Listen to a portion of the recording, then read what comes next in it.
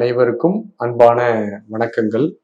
அன்பர்கள் தொடர்ந்து கேள்விகள் கேட்டு வருகிறீர்கள். நம்ம அன்பர்களுடைய ஐயங்களுக்கு என்னுடைய அறிவுக்கு எட்டிய அளவு, என்னுடைய அனுபவத்திற்கு ஒத்து வரக்கூடிய செய்திகளை நான் பதிலாக கூறி வருகின்றேன்.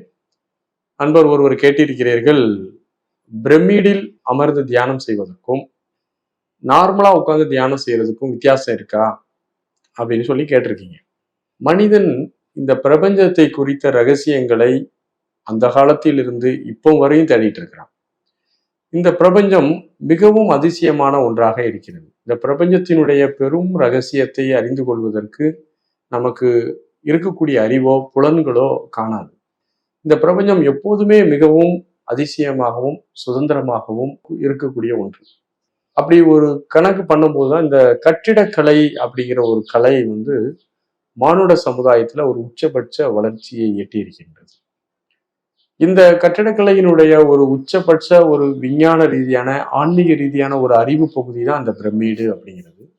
பிரமிடு என்பவர் பிரபஞ்சத்திலிருந்து பிரபஞ்ச மூல ஆற்றலிலிருந்து சக்தியை அப்படியே இழுத்து கொடுக்கக்கூடிய ஒரு வல்லமை அந்த பிரமிடுகளுக்கு இருக்கிறது.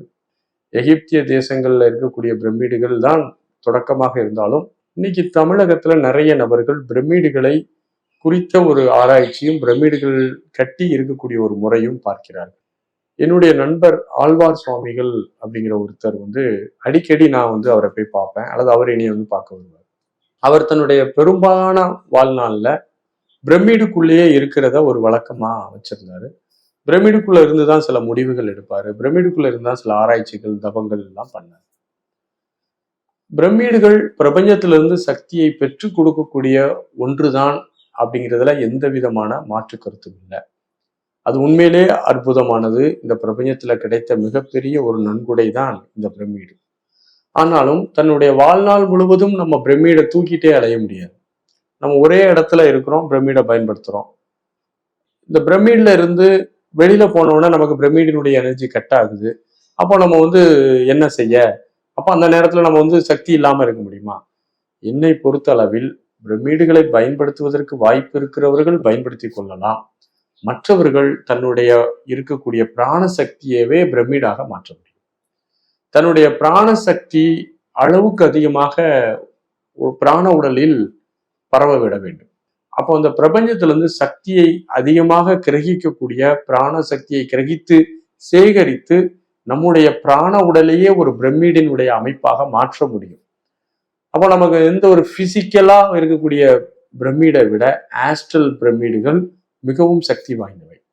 கண்ணுக்கு தெரியாமல் மற்றவர்களுக்கு கண்ணுக்கு தெரியணும் அப்படிங்கிறது இல்லை. சிலர் பார்த்தீங்கன்னா தலையில நம்ம பிரமிடை வச்சுட்டே அலைகிறாங்க.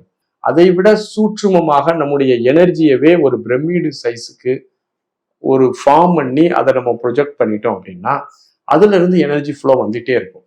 ஒரு நடைமுறை அறிவோடு நம்ம சிந்தித்து பார்த்தோம் என்றால், பிரமிடுக்குள் இருக்கக்கூடியவர் வாழ்நாள் முழுவதும் இருந்தாலும் கண்டிப்பாக அவர் ஒரு நாள் இறந்து போவார். மனித மரணம் என்பது நிச்சயம். பிரமிடுக்குள்ள இருந்த மரணத்தை தவிர்க்க முடியும் அப்படிங்கிறதுலாம் இல்லை. அப்போ பிரமிடுக்குள் இருந்து அவன் என்ன பெறுகிறான் என்றால், அதிகமான பிராண சக்தியை பெற்று தன்னுடைய பிராண உடலை பலப்படுத்துகிறான்.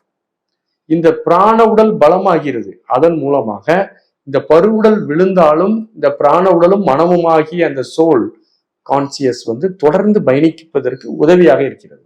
இந்த அடிப்படையில நம்ம பார்க்கணும். ஒரு குறுகிய கண்ணோட்டத்துல மட்டும் பார்க்கணும். எனர்ஜி வருது, சரி எனர்ஜி வந்துட்டே இருந்தா சாகாமலாம் இருக்க போறோம், என்னைக்குனாலும் ஒரு நாள் செத்து போயிடுவோம்.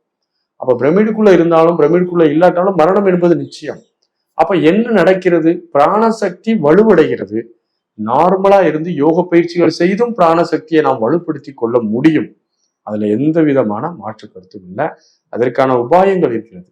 திபெத்திய லாமாக்களினுடைய மிகப்பெரிய ஒரு கருத்து என்னவென்றால், பிரபஞ்சம் முழுவதும் வியாபித்து இருக்கக்கூடிய பிராணனை இழுத்து கிரகித்து தன்னுடைய பிராண உடலில் நிரப்பிக் கொள்வதன் மூலமாக வீடு பேறு அடைய முடியும் என்பது லாமாக்களின் சில பிரிவினருடைய நம்பிக்கையாக இருக்கிறது. அவர்கள் எந்த இன்ஸ்ட்ருமெண்ட்டும் பயன்படுத்துறதில்லை.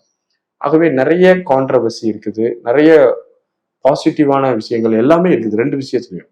ஆகவே ஒரு மனிதன் சுயம்புவாக எந்த விதமான இன்ஸ்ட்ருமெண்ட்டும் இல்லாமல் அவனுடைய பிராண உடலை வலுமைப்படுத்திக் கொள்வதற்கான உபாயங்கள் தெரிந்துவிட்டால் ஒரு டூல் ஆகிய பிரமிடு அவனுக்கு தேவைப்படுவது குறைந்துவிடும். ஆரம்ப நிலை சாதகர்கள் பிரமிடை பயன்படுத்தி கொள்வதும் நல்லது.